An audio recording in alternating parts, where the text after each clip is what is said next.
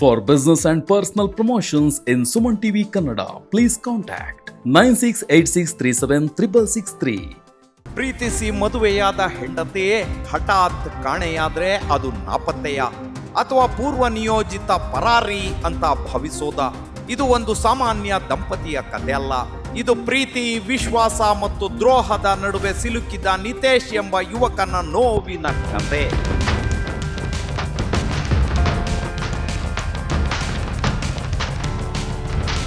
Gym trainer ಆಗಿದ್ದ ನಿತೇಶ್ ಒಂದು ಖಾಸಗಿ ಕಂಪನಿಯಲ್ಲಿ ಕೆಲಸ ಮಾಡುವಾಗ ರಂಜಿತಾ ಎಂಬಾಕೆಯ ಪರಿಚಯವಾಗಿತ್ತು. ಪರಿಚಯ ಸ್ನೇಹಕ್ಕೆ ತಿರುಗಿತ್ತು. ಸ್ನೇಹ ಪ್ರೀತಿಯ ಟರ್ನ್ ಪಡೆದುಕೊಂಡಿತ್ತು. ಎರಡೂ ಕುಟುಂಬಗಳ ಒಪ್ಪಿಗೆ ಪಡೆದು ಇಬ್ಬರು ಮದುವೆಯಾದ್ರು. ಎಲ್ಲವೂ ಸರಿಯಾಗಿತ್ತು. ಆದರೆ ಅವರ ಜೀವನದಲ್ಲಿ ಇನ್ನೊಬ್ಬ ವ್ಯಕ್ತಿ ಎಂಟ್ರಿ ಕೊಟ್ಟ. ಆತನ ಹೆಸರು ನವೀನ್. ಹೌದು, ನವೀನ್ ಮತ್ತು ನಿತೇಶ್ ಸ್ನೇಹಿತರೇ ಆಗಿದ್ರು. ಮದುವೆಯಾದ ನಂತರ ನಿತೇಶ್ ಮತ್ತು ರಂಜಿತಾ ನವೀನ್ ಮನೆಯಲ್ಲೇ ಬಾಡಿಗೆಗೆ ವಾಸವಿದ್ರು. ಇಲ್ಲೇ ನೋಡಿ ಎಡವಟ್ಟಾಗಿದ್ದು. ಆ ಮನೆಯೊಳಗೆ ಒಂದು ರಹಸ್ಯದಾಟ ಶುರುವಾಗಿತ್ತು.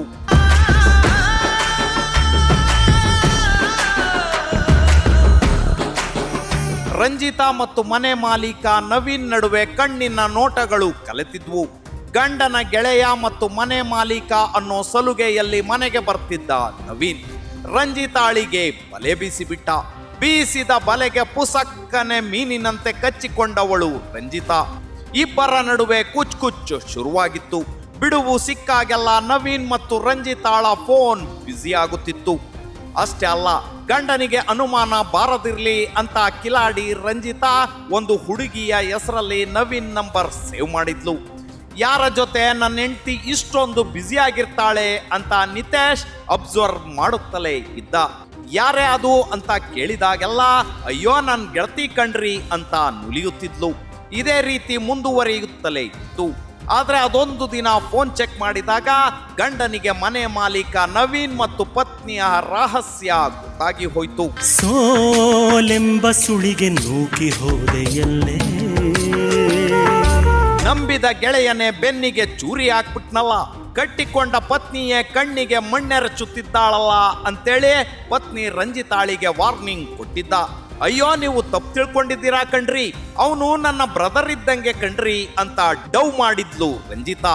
ಗಂಡನಿಗೆ ಗೊತ್ತಾದ ಮೇಲೂ ಅವಳ ನೌಟಂಕಿ ಆಟ ಮುಂದುವರೆದೇ ಇತ್ತು. ಅನುಮಾನ ಹೆಚ್ಚಾದಾಗ ನಿತೇಶ್ ಮನೆಯನ್ನೇ ಬೇರೆ ಕಡೆಗೆ ಶಿಫ್ಟ್ ಮಾಡಿಬಿಟ್ಟ.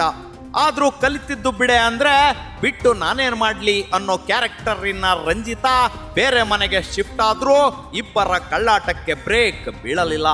ಕದ್ದು ಮುಚ್ಚಿ ಚಾಟಿಂಗು ಡೇಟಿಂಗು ಮಾಡತೊಡಗಿದ್ರು. ಎಷ್ಟೇ ಬಾರಿ ಗಂಡ ತಪ್ಪು ಮಾಡ್ತಿದ್ದೀಯಾ ತಿದ್ಕೋ ಅಂದ್ರು ಕೇಳದೆ ಅವಳ ಕಳ್ಳಾಟವನ್ನ ಮುಂದುವರೆಸುತ್ತಲೇ ಇದ್ಲು. ಅದ್ಯಾವಾಗ ನಿತೇಶ್ ಪತ್ನಿಗೆ ಎಚ್ಚರಿಕೆ ಕೊಡತೊಡಗಿದ್ನೋ ಆಗಲೇ ಡಿಸೈಡ್ ಮಾಡಿದ ರಂಜಿತಾ ಪರಾರಿಯಾಗೋಕೆ ಸ್ಕೆಚ್ ಹಾಕಿಬಿಟ್ಲ. ಜಸ್ಟ್ 3 ದಿನದ ಹಿಂದೆ ರಂಜಿತಾ ಹೊಟ್ಟೆ ನೋವು ಅಂತೇಳಿ ಆಫೀಸ್ನಿಂದ ಆಫ್ ಡೇ ಲೀವ್ ತೆಗೆದುಕೊಂಡು ಮನೆಗೆ ಬಂದ್ಲು. ನಂತರ ಮನೆಗೆ ಬಂದವಳೆ ಬಟ್ಟೆ ಬ್ಯಾಗ್ ಪ್ಯಾಕ್ ಮಾಡಿಕೊಂಡು ನಾಪತ್ತೆಯಾಗಿ ಬಿಟ್ಲು. ಅವಳೇನು ನಾಪತ್ತೆಯಾಗಿದ್ದಾಳೋ ಅಥವಾ ಪರಾರಿಯಾಗಿದ್ದಾಳೋ ಗೊತ್ತಿಲ್ಲ. ಆದ್ರೆ ಗಂಡ ನಿತೇಶ್ ನನ್ನ ಹೆಂಡತಿಯನ್ನ ನವೀನ್ ಕರೆದುಕೊಂಡು ಹೋಗಿದ್ದಾನೆ, ನ್ಯಾಯ ಕೊಡಿಸಿ ಅಂತ ಪೊಲೀಸ್ ಠಾಣೆ ಮೆಟ್ಟಿಲೇರಿದಾನೆ.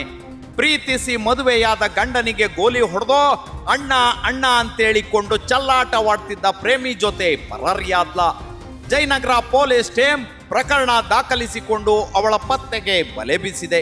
ರಂಜಿತಾಳ ಕಾಲ್ ಡೀಟೈಲ್ಸ್ ಹಾಗೂ ಟವರ್ ಲೊಕೇಟ್ ಮಾಡೋ ಕೆಲಸದಲ್ಲಿ ಪೊಲೀಸರು ಬ್ಯುಸಿ ಆಗಿದ್ದಾರೆ. ಇತ್ತ ಗಂಡ ಪ್ರೀತಿಯ ಪಾರಿವಾಳ ಹಾರಿ ಹೋತೋ ಗೆಳೆಯ ಅಂತ ಫೀಲಿಂಗ್ ಸಾಂಗ್ ಹಾಡ್ಕೊಂಡು ಕೂತಿದ್ದಾನೆ. ಪ್ರೀತಿಯ ಪಾರಿವಾಳ ಹಾರಿ ಹೋತೋ ಗೆಳೆಯ, ಮನಸ್ಸಿಗೆ ತಳ್ಳಮಳ್ಳ ಮಾಡಿ ಹೋತೋ ಗೆಳೆಯ. ಇಲ್ಲಿ ಗಂಡ ನಿತೇಶ್ ಮಾಡಿದ ತಪ್ಪಾದ್ರೂ ಏನು? ಗೆಳೆಯನ ಸ್ನೇಹಿತನ ಜೊತೆಗೆ ಲವಿಡವಿ ಶುರುವಿಟ್ಟುಕೊಂಡ ರಂಜಿತಾ ಮಾಡಿದ್ದು ಮಹಾ ಮೋಸ ಅಲ್ವಾ?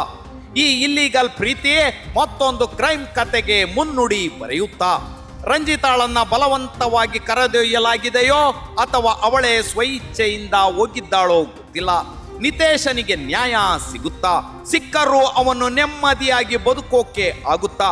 ಖಂಡಿತ ಇಲ್ಲ ಅನ್ನೋದು ನಮ್ಮ ಭಾವನೆ. ನೀವೇನಂತೀರಾ ಅಂತ ಕಮೆಂಟ್ ಮಾಡಿ ತಿಳಿಸಿ. ಕ್ರೈಮ್ ಅಪ್ಡೇಟ್ಗಾಗಿ ಚಾನಲ್ ಅನ್ನ ಸಬ್ಸ್ಕ್ರೈಬ್ ಸಬ್ಸ್ಕ್ರೈಬ್ ಮಾಡಿ.